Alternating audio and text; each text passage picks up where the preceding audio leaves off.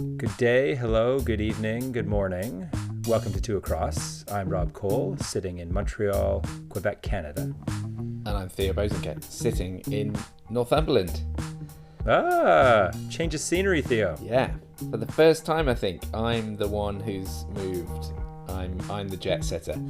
Well, maybe not jet setter, more like car setter, but I've... Car sitter. Yeah, yes, I did sit in the car for a very long time, trying to get out of London just before the Easter weekend. But yes, I've come to beautiful Northumberland, which is where my family are based, and as in my parental family, I should say. And yeah, it's always nice to come up here. It's a complete other side of the coin from London. It's rural, it's scenic, it's got beautiful big open skies and lots of fresh air. Although those skies have been sending down an awful lot of rain on us for the last few days, so everything is rather damp and flooded. There's lots of flood water everywhere. But you know, apart from the biblical rain, it's been lovely to be up here. And the Easter weekend itself was very scenic and very sunny, so that was nice. And we hunted eggs and rolled eggs and did other egg-based activities, so that was all good. And yes, all is well. And you, I know, have had another load of snow, talking of things falling from the sky, because you sent me an amazing photo just before we recorded. Yeah. So, yeah.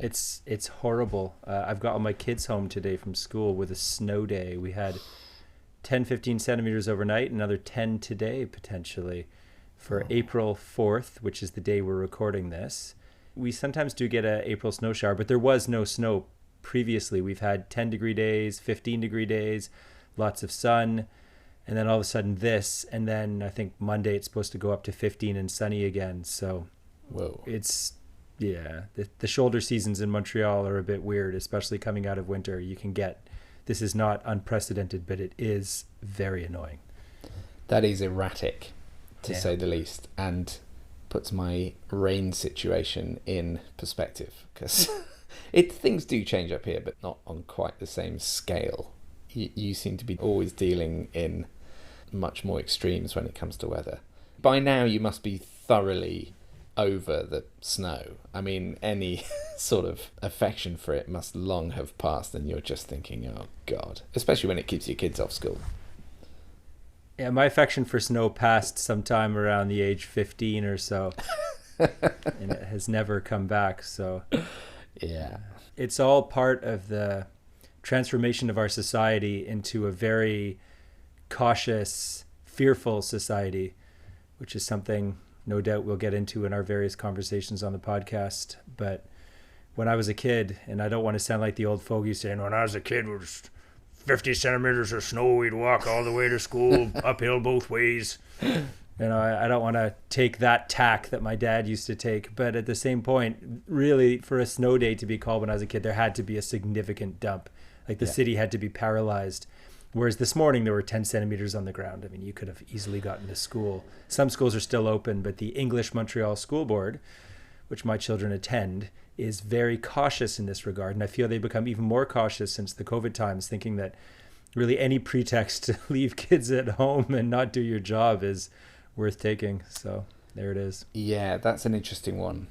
I mean, we don't obviously have as many similar days in the UK. We have had some, and I think you were here actually when we had that beast from the east phenomenon, which dumped about 3 to 5 inches. But even that was probably in Canada, in Montreal, that would have been considered a mere scattering of snow, whereas here we get incredibly excited and close everything at the first sign of it. But yeah, I think you're right. I think we definitely have become less hardy overall as a society, probably more just generally more metropolitan, which is, you know, we've lost maybe touch with our country roots or something like that. But yeah, I guess as well, is it tied to being more litigious and that they're worried about if kids go in and then there's some sort of snow related incident that there could be ramifications? I don't know what lies behind these decisions, but it's possible. You hear that plow passing outside. I Oh, don't know yeah. if you caught that on the mic. I got a little bit. Yeah. Yeah. Yeah, I don't know. We're not as litigious as the US, but Quebec, where I live in particular, is bordering on the ludicrous in terms of preventing any possibility of any incident related to health and safety. So I'll give you a really good example. There were two places I used to take my kids sledding in the last few years. One of them is, I guess, what must have been a dump of some point years ago, but they turned it into a large hill. And that large hill is really good for sledding. In fact, it's really good for disc golf too. It's actually, there's a tee on top of it that going down to a basket 500 feet down the slope. It's an incredible throw, probably one of the most scenic you'll ever see. You look at Mount Royal in the distance and the cross on top of Mount Royal, and you throw off this garbage berm. But in the winter, the garbage berm is transformed into this amazing sledding hill. And the first year we were back, we were sledding on it and it was incredible. It was really steep. It was a sort of dream sledding hill for kids. And then the year after, they fenced it off in November entirely so no one could get inside. Of course we did. We just moved the fencing aside and slid on it, whatever it is. And then this year, not only did they fence it off, but they brought excavation equipment in sometime in late October, shut down that part of the disc golf course, and started to work on reducing the slope of the hill. So closing it off for the entire season, but also reducing the slope. Now, it's a significant slope, but it ends on about a 150 meter flat. So you have all the space in the world to slow down. But I guess kids were doing what kids do. They were taking risks and they were smashing into each other and people were getting hurt. But I used to sled as a kid, and it was every winter someone would break their arm or something. I mean, it was normal. That was just what being a kid was. But now it's unthinkable. And so they have to spend, God knows, I mean, all that excavation equipment and moving that amount of earth, that probably costs like $50,000 or more, probably 100. Literally, they sabotaged snow hills, sledding hills for kids in the middle of the city. It's crazy. That is health and safety gone mad. It is health and safety gone mad. Anyway, sorry for distracting us. I was going to say, you sound a little bit wound up, a little bit tense. I tell you what you need, Rob, and that's a crossword. What do I need? Oh yes, that's definitely going to get me to release my tension. Yeah, definitely. Yeah, famously, our crosswording experience is nothing but zen. So today we're going to do Guardian Quick Crossword number 16,821. Hot off the press. Yes, and I actually, looking at another number that could be prime, I just wanted to go back to the 2 episodes ago and reveal that having looked at that number, it was not prime. I think it was divisible by 243 and 13. I think that was the last episode. Was that the last episode? Might have been. Possibly. Might have been. In which my sound quality was noticeably better. Noticeably better. I seem to have resolved that issue. So let's dive in without further ado. I'm going to start the timer off. And why don't you kick off with the first clue? All right. Well, my cursor landed on One Across, which is a 1936 Du Maurier novel. Would that be Daphne du Maurier? Or Daphne must be. But who and what was her novel? So 7 letters, 3 letters. It's on the tip of my tongue and I can't remember. Should we catch some clues going down to give ourselves a few letters? Yeah, let's try. 1 down, for instance, is Pier, 5 letters. Ooh. So Pier. There's 2 that could fit. Yeah, go on. Yeah, a jetty is one, as you were about to say. Yeah. And a wharf might be another. Oh, yeah. Does that help us with the Du Maurier novel? Well, how about one of Charon's rivers? Now, isn't Charon something to do with the underworld? And could it be the river Styx? Oh, yeah. Must be. Which clue is that, Rob? Sorry, so I'm jumping around, Theo. It's 10 across would give us the last letter of our pier. Oh, I see. Which would confirm jetty And Styx is Styx, I believe. I believe it is, even in the case of the excellent hard rock group. Yeah. So that gives the first letter of our Du Maurier novel as a J. Have you got any guesses, Rob? Not yet, my friend. No.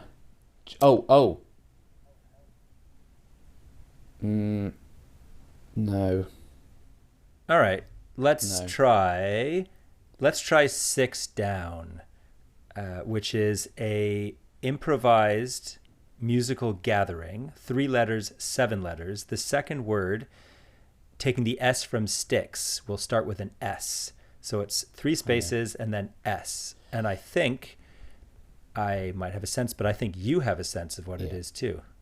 Well, and that would jam session. That sounds good to me. Which is unusual that it would be called such, because obviously people normally just say jam, don't they? Yeah.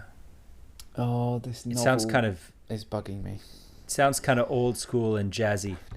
Don't let things bother you, Theo. No, move on. When we start to dig in on a crossword is when we start to lose our way. Keep moving. Theo, you're someone in the journalism profession. Sure. 7 across is visual material in a publication. It is 7 letters, and the first letter is A, and the third letter is T. Visual material in a publication. That's a really it's probably art something.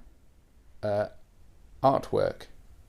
There you go. Yeah. I was thinking artistry, but I thought that's a bit too haute couture for your average publication. Should we go 3 down, which is a 2-worder? It's 3 and it's type of printer. And the first word ends in K. So I think we can guess at that one. Yeah. Inkjet. Yeah. This is in keeping with the Guardian's tendency to bring old technology that no one uses anymore. Or do we still use inkjet printers?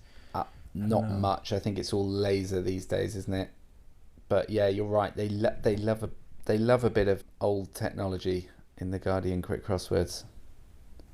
Well, I've got the HP OfficeJet CP6978 beside me, so it would seem that the OfficeJet, given the jet, is likely an inkjet printer.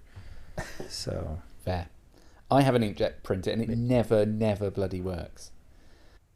Well, funny you should mention that, because the OfficeJet 6978 hasn't worked in 2 years, and it's just a brick sitting, occupying a lot of space in an office that makes it look like an office, but it's just a prop. Yeah.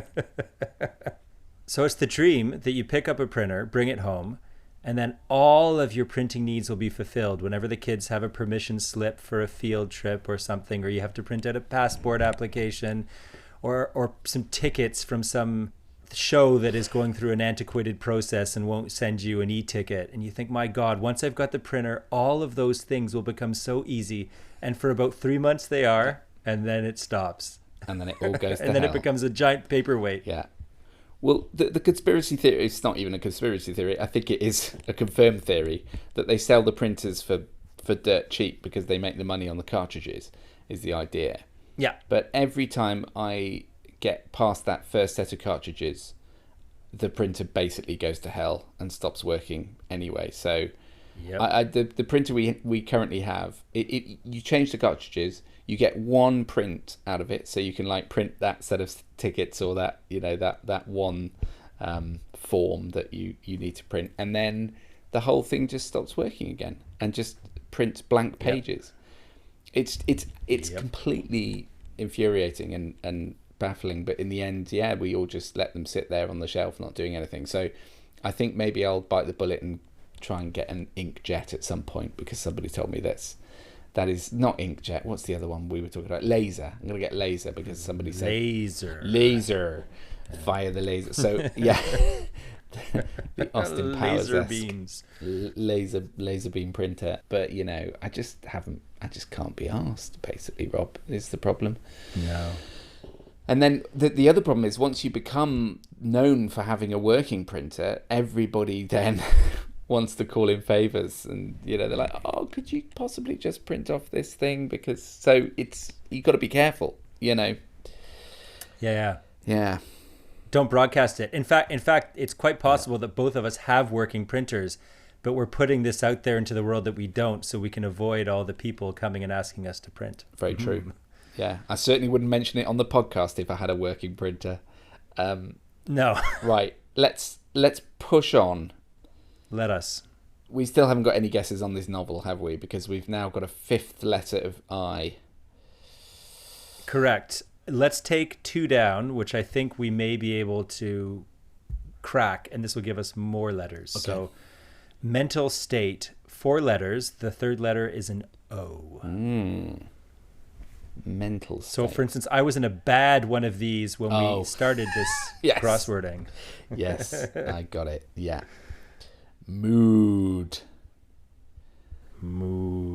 Take those ood words. We had rude last week, and now we have mood. So I mentioned your rude get to my dad, who is normally the crosswording oracle of the family, and so I gave him the clue, and I gave him 1 letter, and he didn't get it. So double props to your sleuthing on that one, because I don't think rude is a particularly well-known term. I'm sure I've had it in a crossword before, because I actually looked it up after the crossword. Okay. I don't know, never know how all the information gets in your head, but I did look at it on Wikipedia, because it's like, what is a rood anyway? And it's sort of a big cross that's often hanging, I think, in an Anglican church or an English church. And why rude, I don't know. I would imagine there's some Norse or some Saxon something in there. Yeah. But we are losing time here, and we're not doing badly. We haven't even entertained a lot of clues, and we're still on our Du Maurier novel, which is now J space M space I space, and then 3 letters.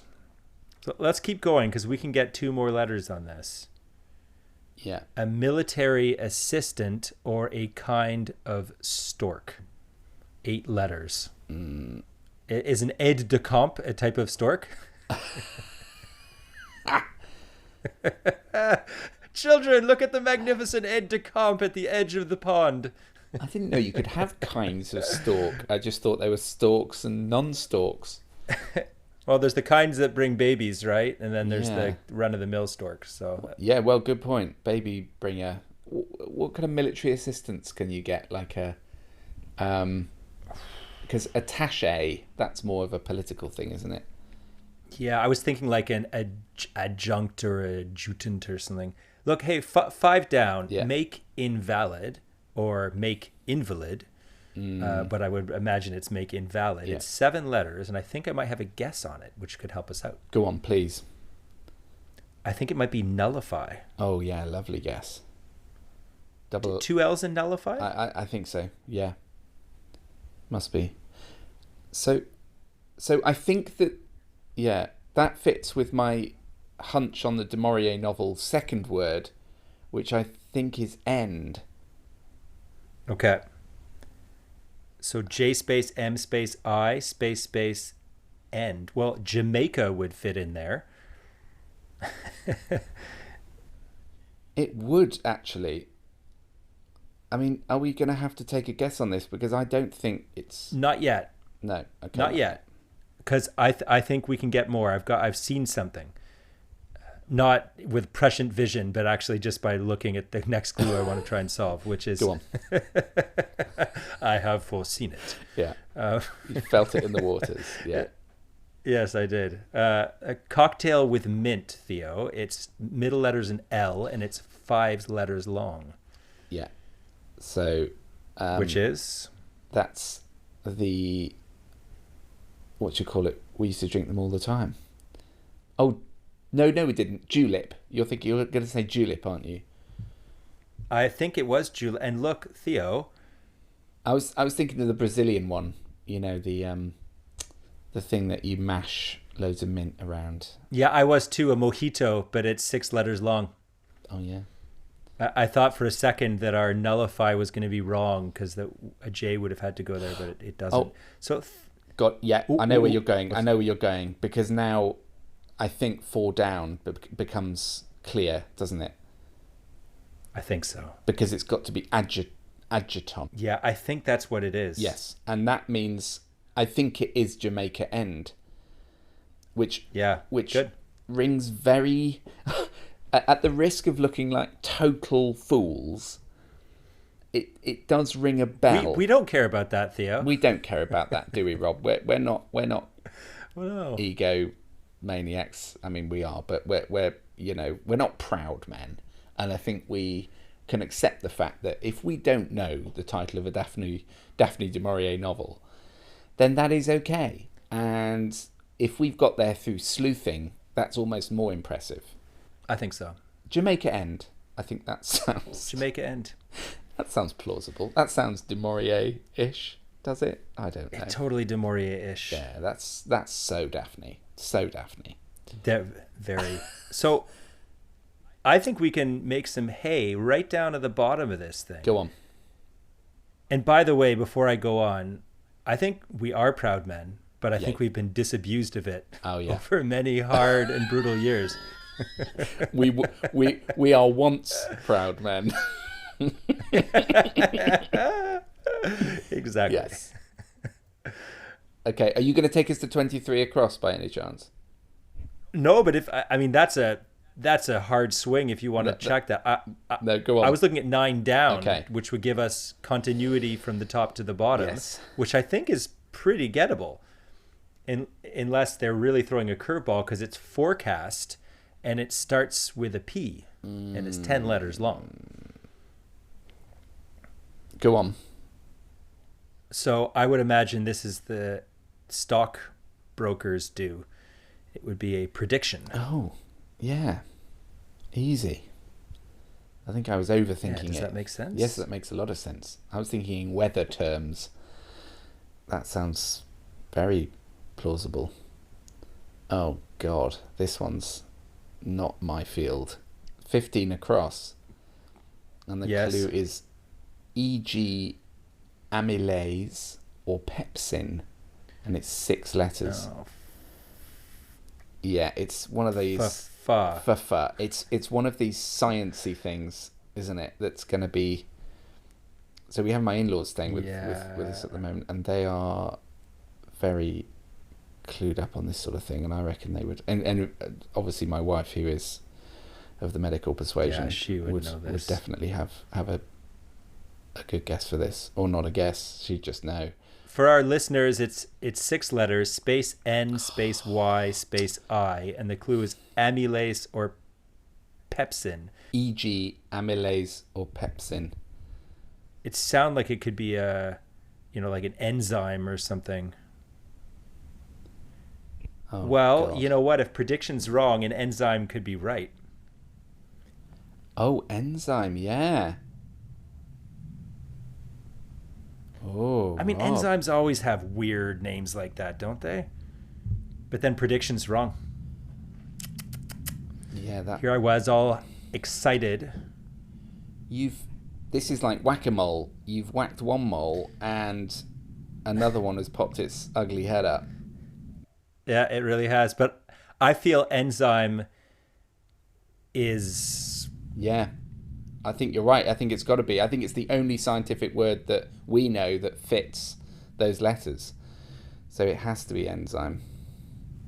Yeah, right. I agree. Because otherwise it will go unsolved. There's no way we're going to get it if it ends in an I and it's some funky med school name. We don't have any guesses for forecast then, do we? No, but let's come back to it. Let's skirt around. I still feel this is possible. Why don't we go into some terra incognita? Yeah. The sphere, maybe 13 across, middle left, Theo. Oh yeah. Starting with S, 6 letters long. Sphere,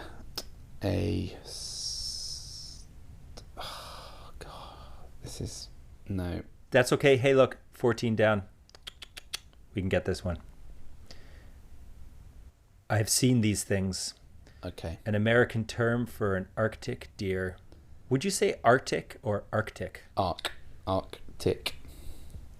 Okay, so I don't know what I say. I think, do Americans say Arctic and then British say Arctic? In the Arctic. I think the C is just so soft in American that you don't really hear it. But I think it's there. Oh, okay. So go on, what is it? It is a caribou. Oh, yeah. Okay. Also an excellent electronic musician who is Canadian, but I believe is now London-based. There you go. So that helps us, Theo, because that gives us a second letter of C, or third letter of C, to our sphere, is S space C, and then 3 spaces. We also have 21 across, which I believe is rather solvable. Yes, I've just penned that one in, actually, because it's so straightforward. It's lordly 5 letters, beginning with N, middle letter B, which must be noble. I believe so. Oh, and I think we can get 17 across as well, because the clue is irk, 8 letters, beginning with I, third letter R, must be irritate. Oh, yes. You know what I was doing? I was staring at it thinking, how can I make enrage fit here? First of all, it's too short, and second of all, it doesn't start with I. But anyway, I was trying really hard. So what does that make this sphere then? S blank C. Oh, you've got it. I love it. I've got another letter for us. Go on. Keep inside, e.g. emotions. 12 down. It is 6 letters, 2 letters. First word, space, space, space, T space E. And second word, we have nothing. So this is what our gender was trained to do with emotions, and are doing a poorer and poorer job of. Repress them, ignore them, forget them. Well, it's a form of repression, Theo, but more colloquial. Something in? Go on, you're going to have to tell me. Bottle up. Of course. Good get, Rob.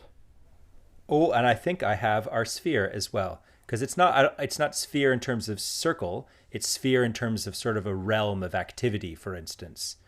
S space C space O space. So society... No, tell me. Sector. Oh, a sector, yeah. Oh, that's quite a, roundabout way of cluing that. Go on. It is. 23 across, Theo. Let's hit your long one now. It's time. Act over hastily. I've been waiting for this.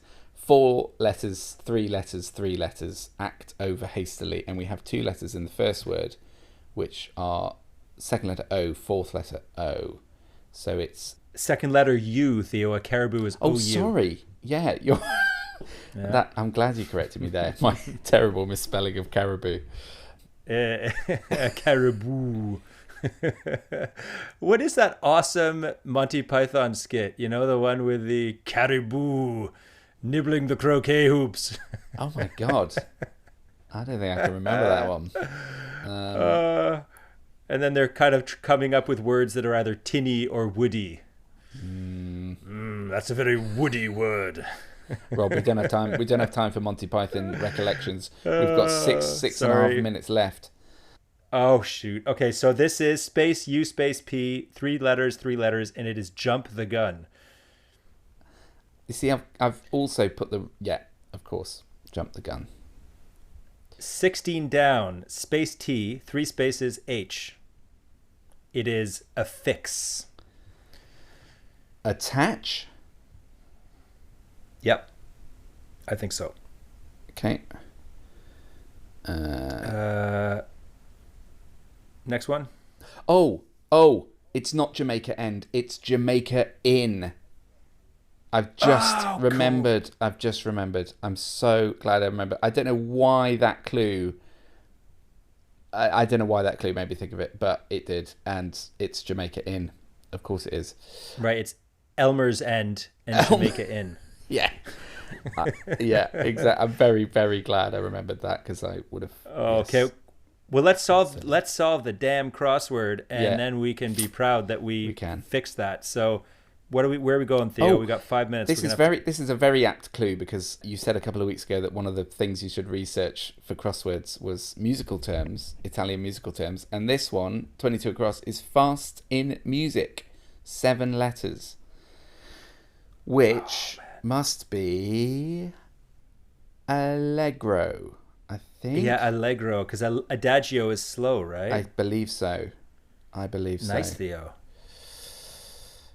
Allegro. Whip, 20 down, 4 letters, space L, space G. Easy.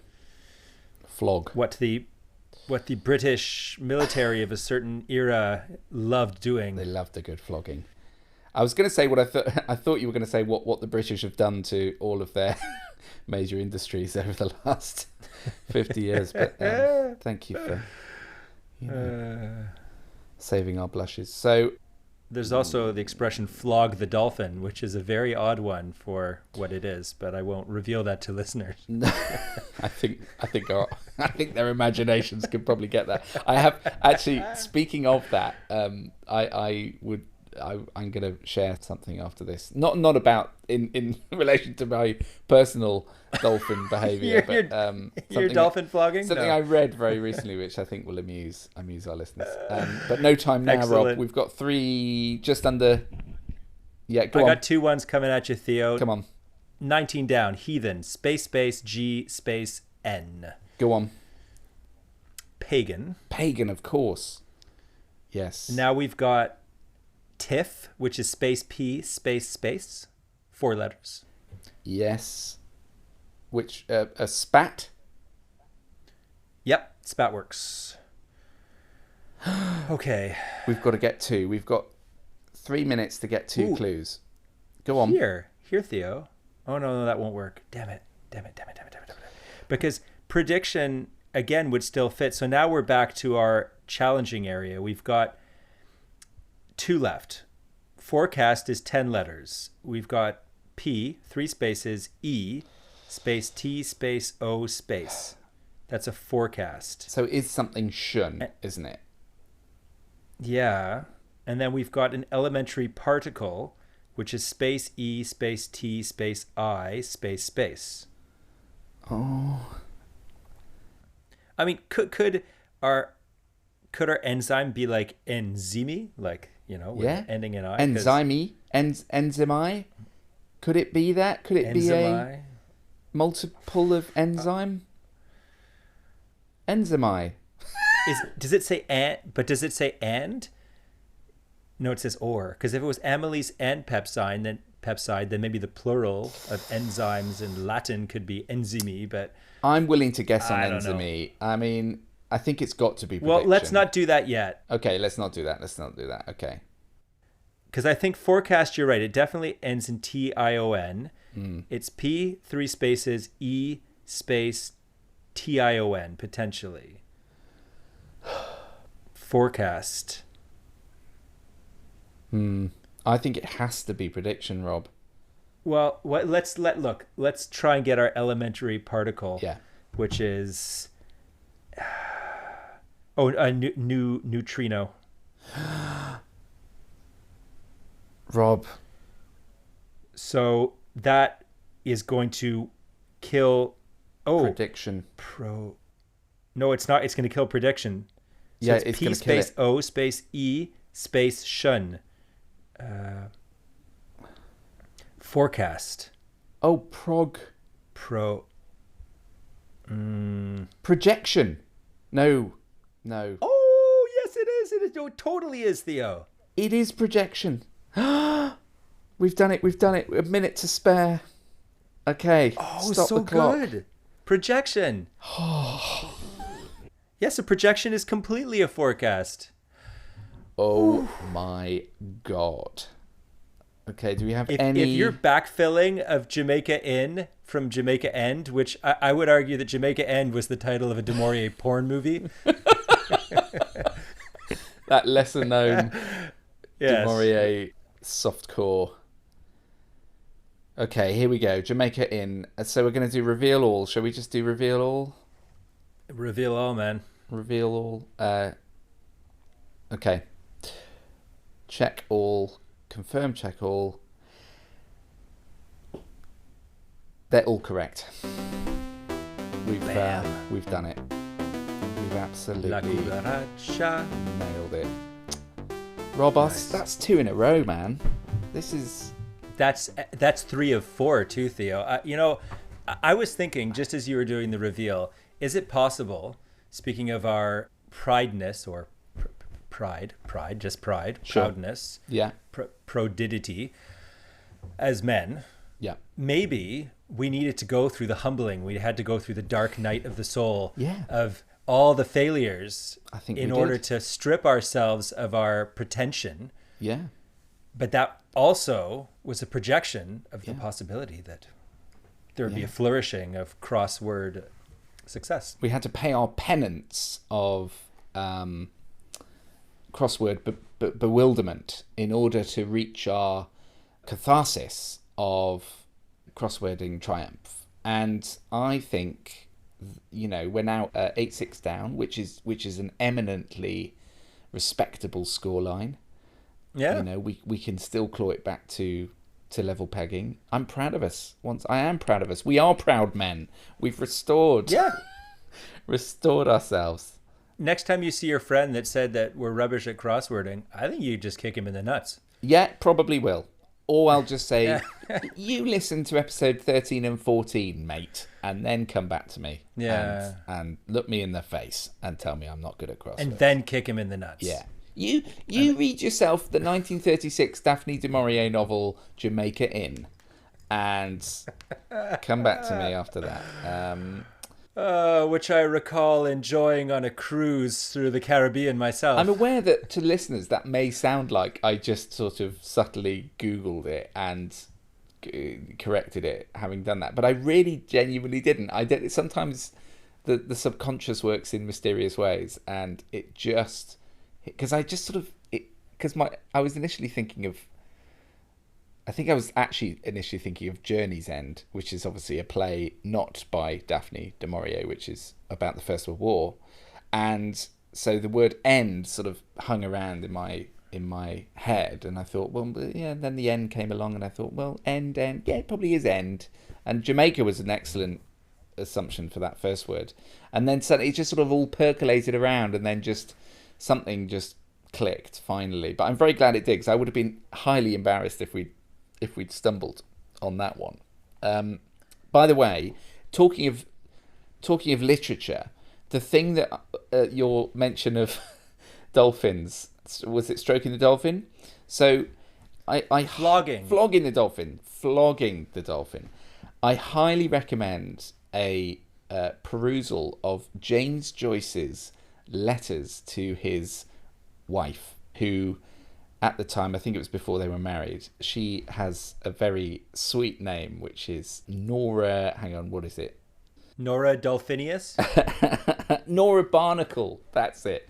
Nora Barnacle. Wow. So you're not that far off with Nora Dolphinius. But anyway, he was clearly very enamoured of her, which clearly comes across when you read his letters to her, which are absolute wall-to-wall filth. And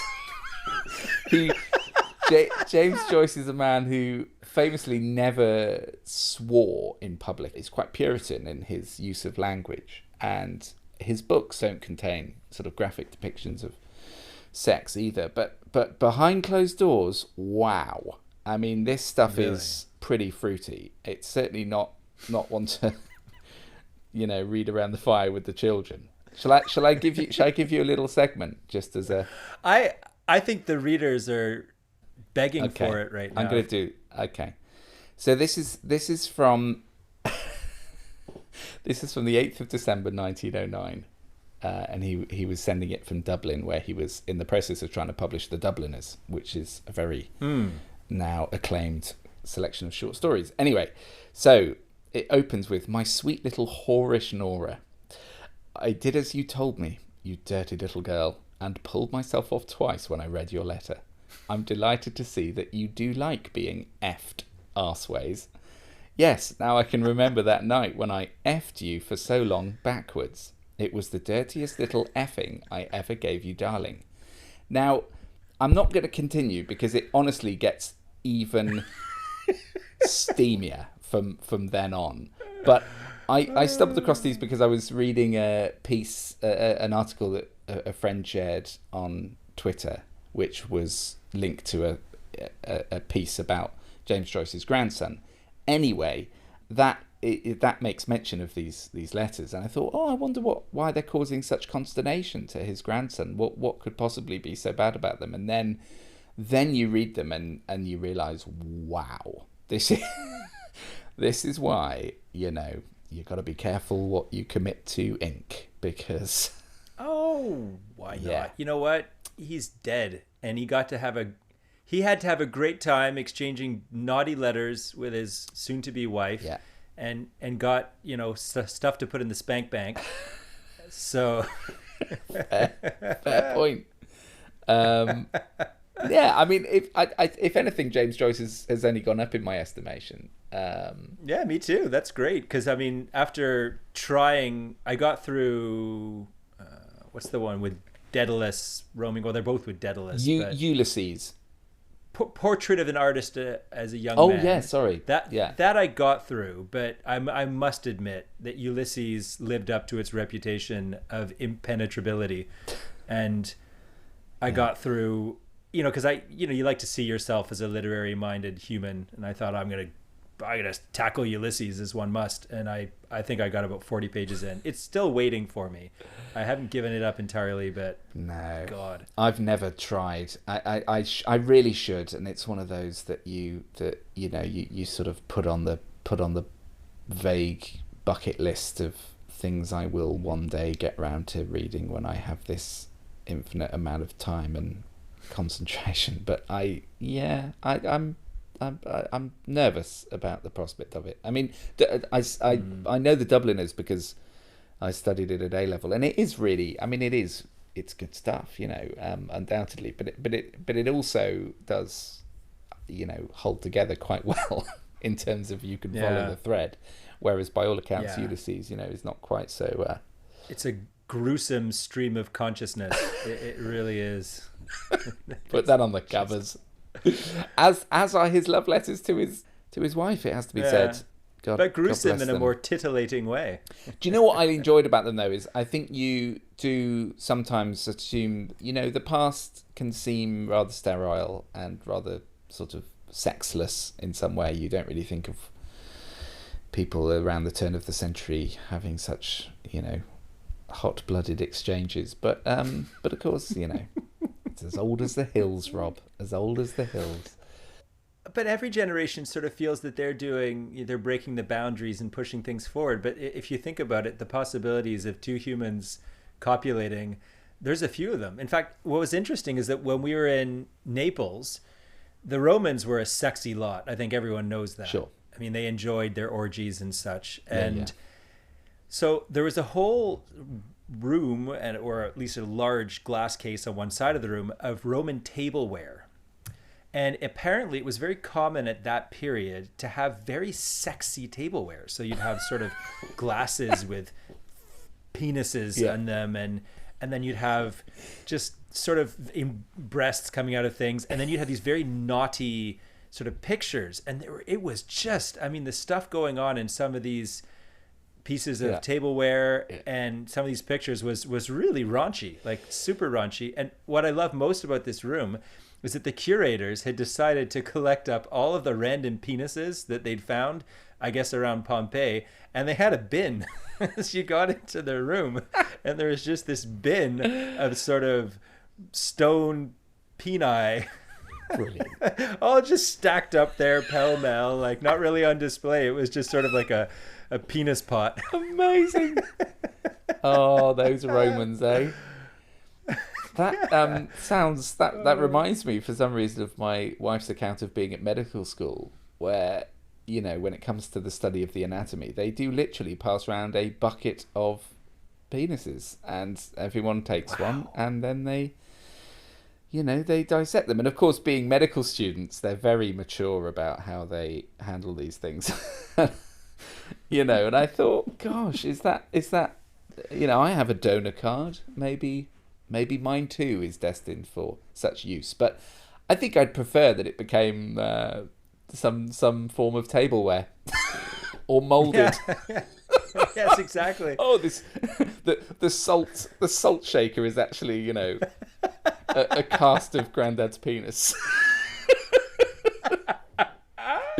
Now there's an idea. There's a trend we should try and get going. Absolutely.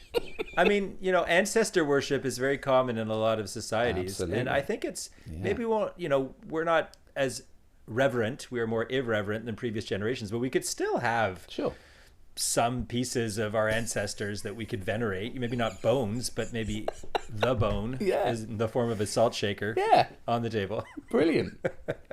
So there you go. That's me, Grandpa. Yeah, that can be our campaign for the week to begin embalming our ancestors' genitals. Well, the first thing is obviously to have the cast made. Oh, the cast, I would argue that you want to have that done now. Sure. Yeah. I don't know what happens to those things like as you get older. I mean, I would imagine that it sags like everything else. So, you want to probably do it while the going's good. Yeah. I would say so. In fact, maybe both of us are already past our penile prime in terms of. You always hear these stories about actors when they're either on stage or screen doing a nude scene that they will sort of take themselves off to the dressing room and just make sure that they're in a state of at least moderate arousal, shall we say, so that that they're giving their best performance, their best side indeed. Right. But yes, if one is getting it molded for use on the family dining table in generations to come, you definitely want to be at your best. So I would argue you'd want to be fluffed prior to the molding. Yeah. Oh wow. How did we get onto this? The point is you wouldn't do this before or after having done a session of cold water swimming at the Lido. No, that would not be your moment. When you've been dunking yourself in your alfresco wine barrel, as to make a reference to episode 1, that is not your moment to immediately go and cast your penis for the salt shaker it is destined to become. No. Really not. Yeah. On which note, Rob? I think we've left our listeners with a lot to think about here. I think we have. We like to do that on To Across to provoke some ideas, get some conversations going. Send us your own ideas for uses of your ancestors' genitalia on the table. We'd love to hear them. Could you make jugs out of your great grandmother's buttocks, for example? I don't know. Maybe do let us know. And we'll be back next time to hopefully continue our winning run. See if we can make it a trilogy of triumphs.